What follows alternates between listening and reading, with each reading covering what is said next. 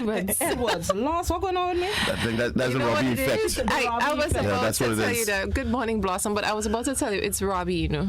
Robbie. Let me blame him. You know what happened prior to. Yeah. Right. My bad, bro. I can take it. Right, so we're ready to kick off the 2019 Wagity Super Knockout Tournament. Tell me, first of all, let's start with expectations for this year. We had a one-year break, but we're back in full force in 2019. Yeah, because absent make the heart grow fonder, plus. I like that one. You know, and everybody's looking forward to this tournament. You know, people have very fond memories of the past 9 seasons, and as you just said, in the absence of the tournament last season, it broke a lot of hearts. Mm-hmm. I met a guy in the credit union line, and he was like, "You're mashing up my family life," and I'm like, "What do you mean by that?" He's like, "Well, you only have the tournament last year, and it's like an outing for his wife and his 2 kids. Right. They look forward to it. It's not only for the fans. Obviously, the players, they're the ones that missed it the most, and we're back.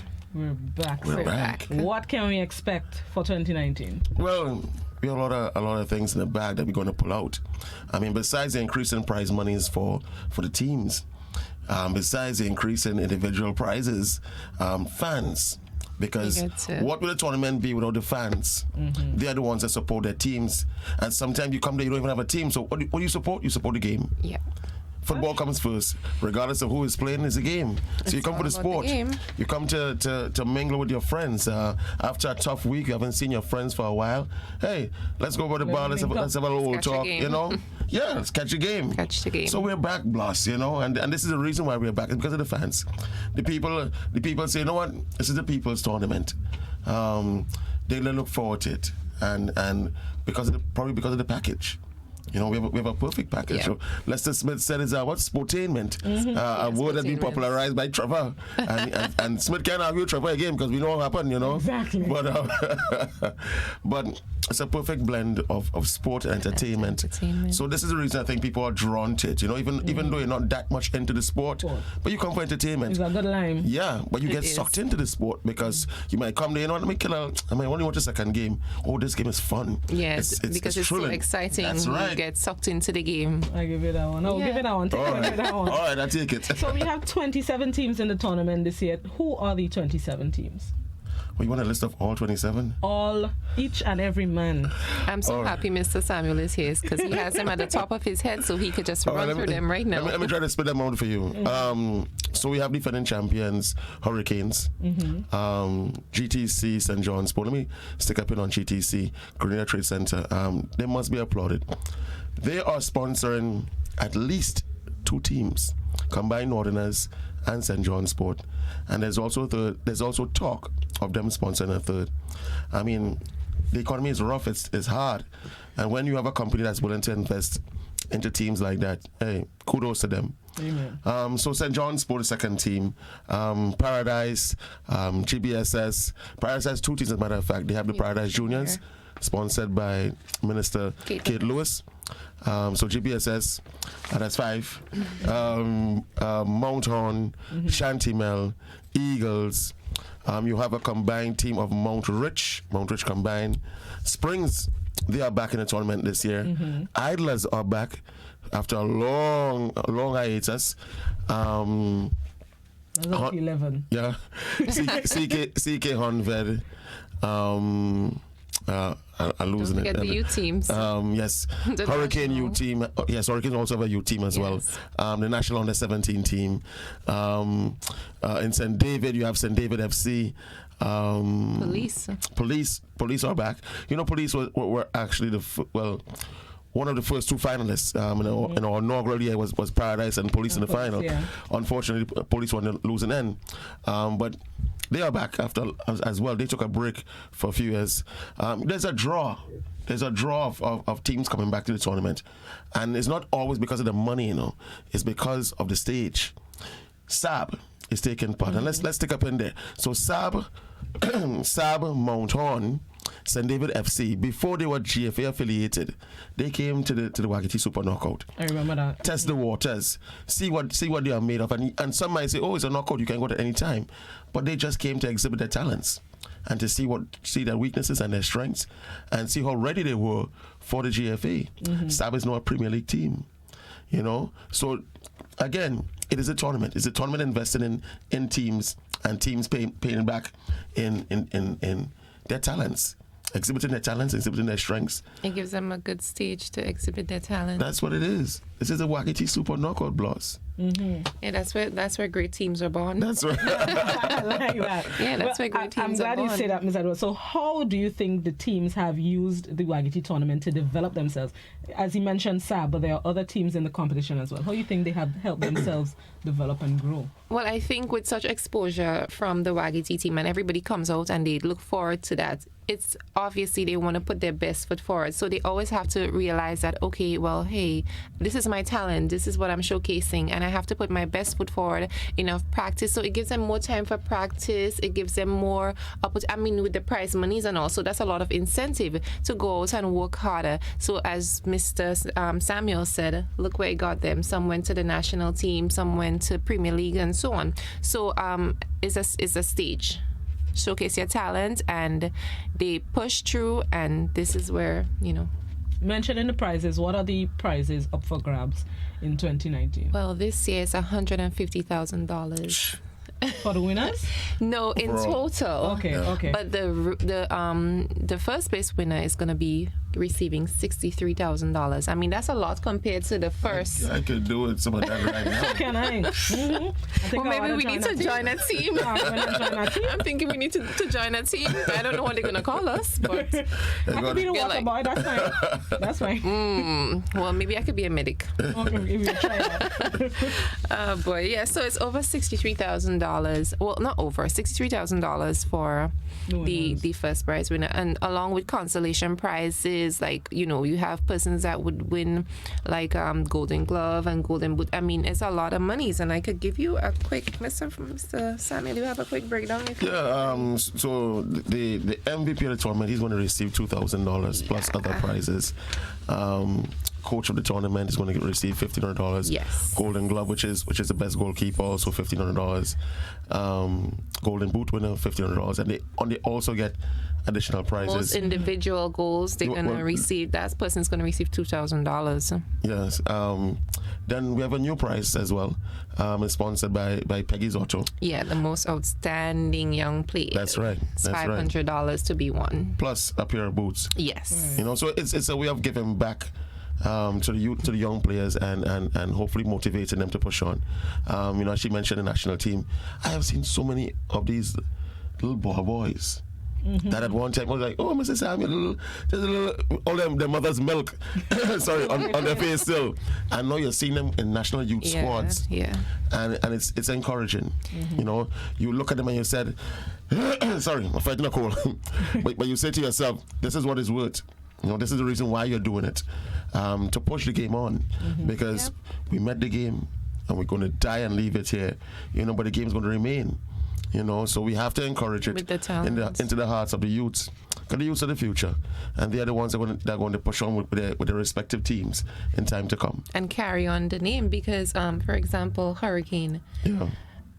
Queen's Park Rangers, legendary teams. Yes, yeah. Eagle Super Strikers. These are names that I grew up on. And then you see the name carry on. You not get the same players from in the 80s and the 90s and so on, but the younger generation, they carry the name and they carry the reputation of the team. So as Mr. Samuel said, the ball boys with the milk on their mother's face, their mother's milk on their faces, they were there and they probably were looking at these older men and be like, I want to be like them when I grow up. Right. So it inspires something in them, and they went out, they pushed through, and they are in national leagues and so on now. Right. There are 3 youth teams in the tournament. What do these teams need to do? Because they're playing against 24 other teams full of, as my grandmother used to say, hardback men.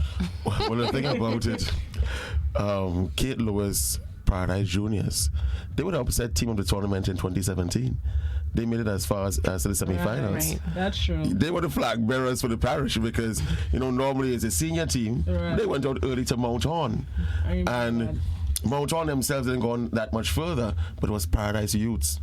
they are the ones that were really pushing on, and they were the ones that everybody was supporting, because it's a bunch of 18-year-olds, 17-year-olds, schoolboys, boys in Form 4, Form 5, Jam CC. So you were encouraged by them. You know, everybody's encouraged by a Cinderella story, and they were that in 2017. Right. Could they continue that in 2019? Only time will tell. You know, this is the beauty of the tournament, that memories are always created, fun memories, and you can look back and say, you know what, I love that situation. Whether it's a particular game, a player, you love it.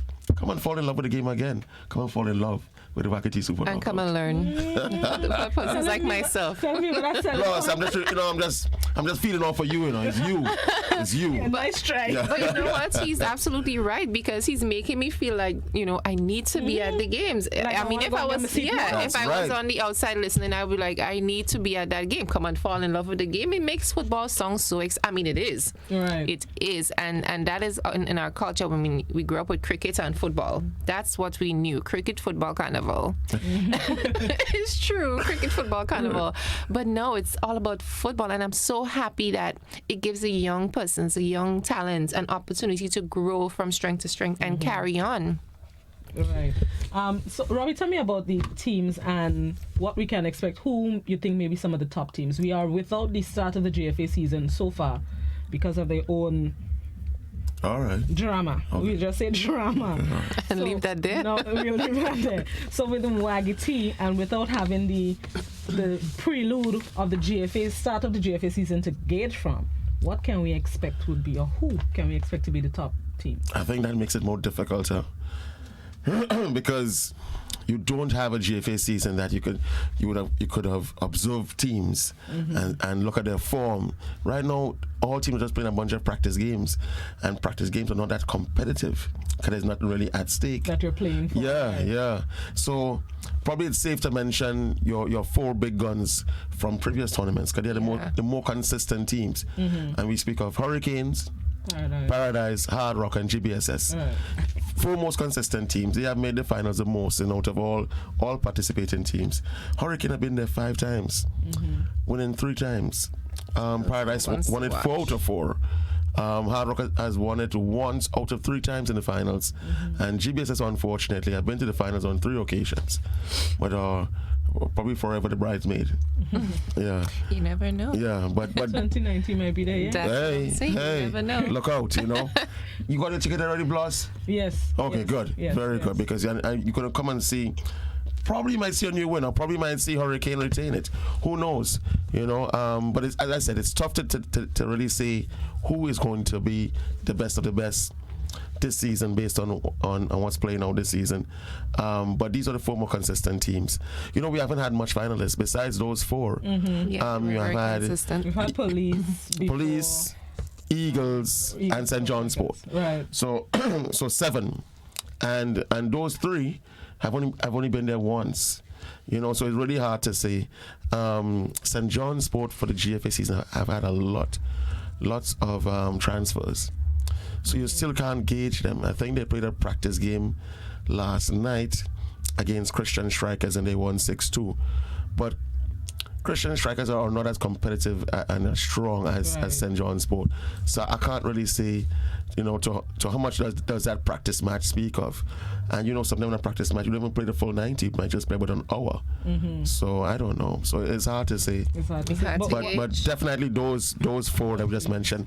And out of that, there's some tough clashes, because in the first round, Paradise is going to meet Shamrock. Shamrock is a giant. In the first round also, GBSS is going to meet FC Cameron. Yeah. Another up-and-coming strong team with a few national players.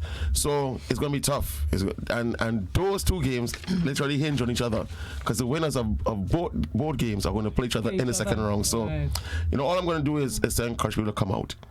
Even if you don't have a team, come and support the game.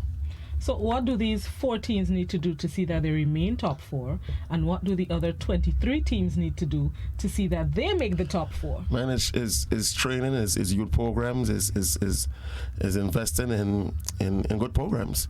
When you come around with the teams, I mean, I'm fortunate to be on the ground with them, and you listen to them speak. You could always tell who's going to make it far. You know?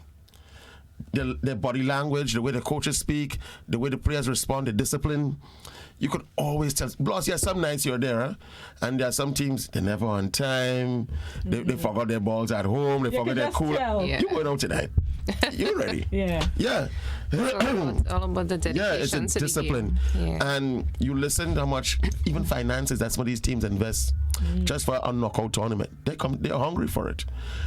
I don't want to highlight too much individual team, but some of you just have to.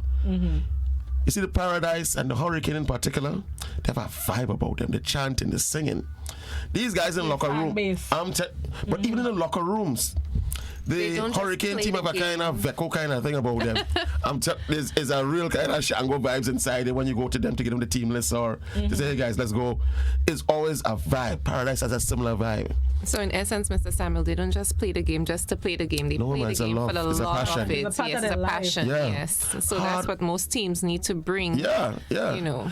Hard Rock has a discipline. You tell Hard Rock, hey, your game is 5 o'clock and you're expected there, let's say by 2:30. You're there by 2 o'clock. There's a discipline about Hard Rock. You know, GBSS has a pressure on them of being the more consistent St. George team. They have been the flag bearers for the longest while. You know, so I think probably it's that probably spurs them on. The Queen's Park Rangers, I think for the past 3 years, they've been in the semi-finals. But Can't push on. why? I don't know. Sometimes I tell them might be the pressure of the stadium because they are literally home. Home, right? Everybody else has to be shipped in there. They are home. They can just walk up. Yeah. And you know that referral crowd is not an easy crowd to deal with. My father is from referral, so I know. I know they're not easy to deal with, you know. The whole of Dabo coming down, the Cocoa, everybody from the surrounding areas, they're coming at you. Yeah. Yeah. So you mentioned earlier the financial obligation it takes to participate in this competition. What about the corporate sponsors? How have they contributed not just to Mega Force to put on the tournament, but to the teams themselves to help them get what they need to get to the stadium? Well, unfortunately, not much teams have sponsors, and it adds to the difficulty of it. And teams are sometimes forced to go revenue drives on their own, whether it's barbecues or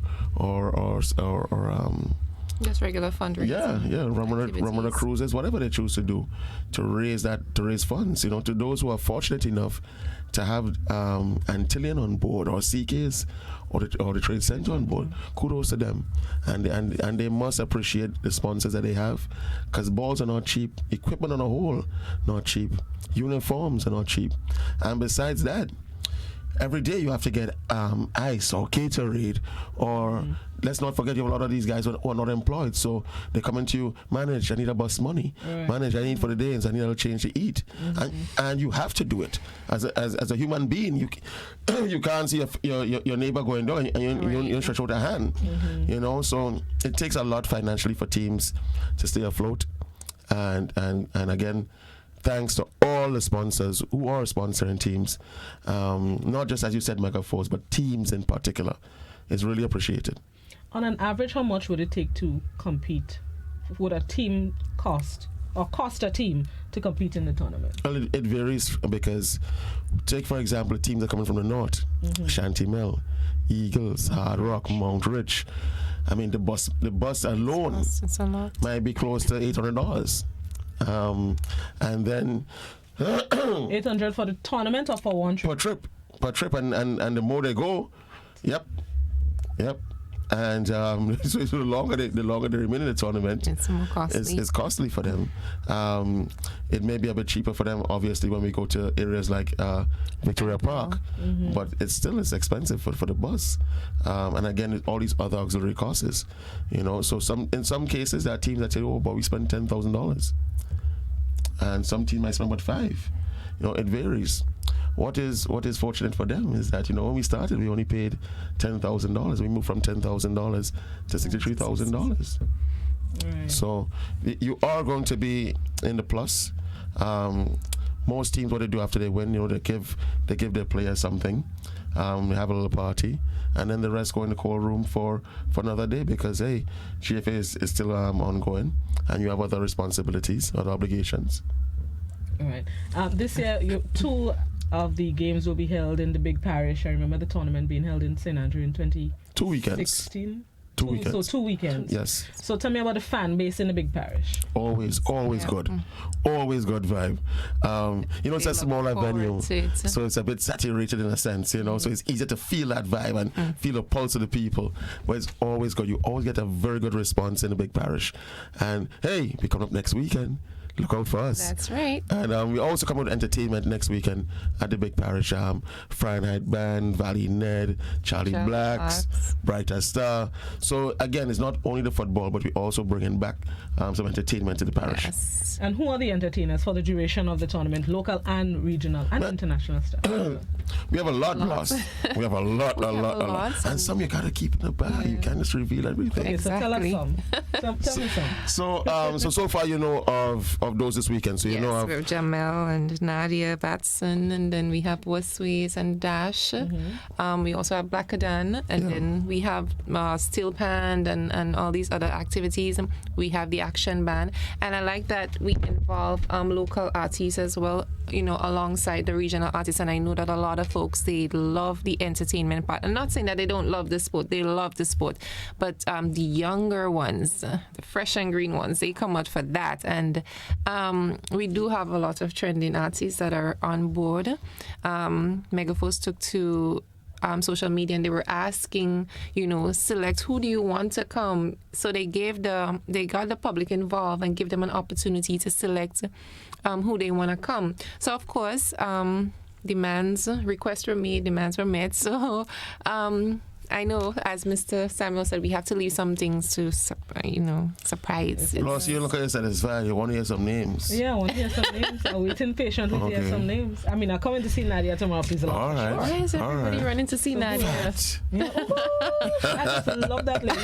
That lady's confidence is, she has come such a long way. Yes. She's somebody that I look up to, not just as an artist, but as a woman. Her size, and how she's embraced her women empowerment. Yes. It's just a fantastic thing to see her perform. Okay, so I'm going off back to the football. No, it's still part of it, because we're getting people to come out to see that and getting the young ladies to listen, embrace your bodies. And Nadia is coming to show you that. So after football, it don't matter what you're coming, just remember that everything fat, we go and stay inside afterwards. She's I'm just saying. Right. We're quickly running out of time, but just remind us again what we can expect specifically at tomorrow's opening, the time, the opening games, and so on. Oh. Okay, so tomorrow's game, we're opening with Chantimel FC, who's going to be coming up against the Kate Lewis Paradise Junior. That's one of the junior teams that are involved. And starting time for that game would be 7 p.m. So, folks, it's not that we don't have an opening ceremony. When we say 7 o'clock and the whistle goes 7 o'clock, this is going to be when the game starts. You don't want to miss it. If you're a big football fan, you need to come out early. Gather your teams, your posse, support your teams. Then we have the Idler Sports Club, who's coming up against the Queen's Park Rangers, starting time 9 p.m. for that game. And we also have games Sunday. So we have the Glover Spice Boy. They're coming up against the CK Super Value Honved. Starting time for that game would be 6 p.m. We also have got the Fontenay United versus the GTC Combined Northerners, starting 8 p.m. And again, Wednesday we have game. The Police is coming up against the St. David's FC, 6 p.m. That'll be only one game. And of course, the holiday. We have games. We have 2 games on that day. We have the Hurricane, 2 youth teams going to be playing the Hurricane Under 19 versus the National Youth 17, and that game starts at 7 p.m. And of course, the Camahan, another Giants, they're coming up against the Antillean Group. Ooh, that's a bad game. GBSS. That's a bad game.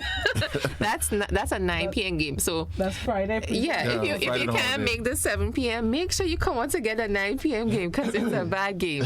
And of course, we're moving next week to St. Andrews. So we're going to talk about that probably you will hear about it, yes, later during the week. But most importantly, guys, you need to be there tomorrow at the National Stadium, starting time 7 p.m. So you need to come out early, right? Like about 5:30 to make sure. You know I'll be there since morning. That's right. Listen to me. That's right. Do you know much people wanting to come early? Because when you see the line start to get, that's what I'm saying. Come early, secure your tickets, secure your little section. I mean, $30 for the bleachers. $35 for the main stand. Can you believe that? It's very reasonable for two games and a show. So, I mean, come out. And we have lots of sponsors, and our sponsors, the patrons, supporters, they might be in for a treat because our sponsors, especially Carib, halftime special with Charlotte, you never know. I might jump on the field and kick a ball. I might kick a ball or do some keep up or something. And might win myself, or others can win themselves prizes. We also have other giveaways from a riser, and throughout the tournament we have giveaways. So guys, if you are wondering what is it for me beside entertainment and sports going to these games, there's always a little incentive somewhere for someone. So of course, before we leave, I have to take the time to shout out this. You can stay here. I'm with Bloss. I man, just give me a call. But Bloss was just ready to kick us out a while ago. You heard she said we ran out of time. Oh, okay. Make it better. Our sponsors, we have some corporate giants on board. We have Carib, one of the number one, been there from time. We have the GFA, Grenada Tourism Authority. We also have Magnum Tonic Wine, True Blueberry Resorts. A lot. Guardian we have Group. Victory Bar and Grill, the Guardian Group. Yes, big sponsor as well. Pegs Enterprise, Glenelg, Springwater, Sandals, Grenada. We also have the new National Party on board Courts. The Sunny Flavored Water. We got Powerade. Who else do we have? Who am I missing? We have SV's International, Go To Fed, all the trending radio stations, Boss FM, GBN. Big up to GBN, hey. WFM, CTEC Service Center, and lots more. Megaforce, Wagity, we're on board. And I want to say a quick thank you to all of the sponsors that has been supporting the Wagity Super Knockout throughout the years. And this year is no exception. It's its 10th year. And come on out, folks, and help Wagity support the game, the footballer, and help Wagity celebrate his 10-year anniversary. Anything else you'd like to add? That's it. Well said. So we kick off tomorrow at 7. Yes. At 7 at 7. Kirani James Athletic. Kirani James Athletic. Listen, it's the path right by the road. I like that. I know some people, they get lost, but like, where would we go? It's the path right by the road. The bus is driving, you stop the bus and you just go over. In the stadium. Beautiful. Well, thank you very much. Thank you for having me. Right, just always a pleasure. Right, so Wagity tournament kicks off tomorrow night at 7 p.m. at the Kirani James Athletic Stadium. It's the 10th annual Wagity Super Knockout, so you know it's entertainment and sports right through. And that will bring it to the end of the interview. Remember, at the top of the hour, 8 a.m., we link up with the BBC for the 8 a.m. newscast. This is Good Morning Grenada.